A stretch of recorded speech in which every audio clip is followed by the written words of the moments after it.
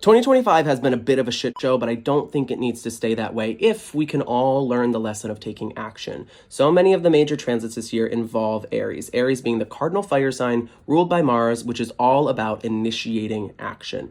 Neptune moves into Aries at the end of March. We have Mercury and Venus stationing retrograde between March and April. We have a new moon solar eclipse in Aries at the end of March, and then we have Saturn moving into Aries at the end of May.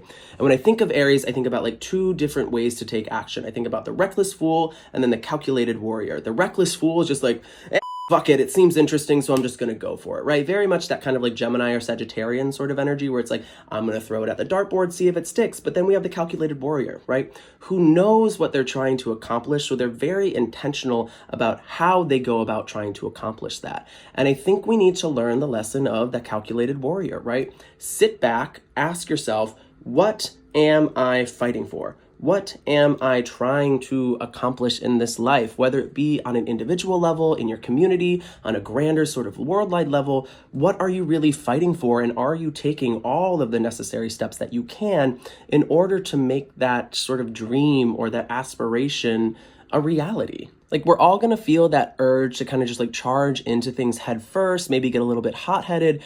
But if you're going to do that, make sure that you're charging towards something, right? You're not just sort of charging forward because you feel the necessity to do something. You have to have a goal in mind with all of this Aries energy coming through, or you're just going to burn yourself out. So while navigating the intensity of 2025, because babes, there's still going to be a whole lot of fuckery and buffoonery going on, make sure that you keep that goal in mind. Remember what you are fighting for every step of the way, and you'll find that you'll come out of this year as like a well-trained champion who is able to fight for themselves, fight for their loved ones, and fight for their community. And I don't know exactly what this year is going to look like, but if you want to stick around and kind of get my insights throughout the year, make sure that you subscribe to me on Substack and YouTube, because those are the places where I'll be diving into more detail on all of the transits of 2025. And remember that if we fight together, we can accomplish so much more than if we fight alone. Send you so much love, chickadee.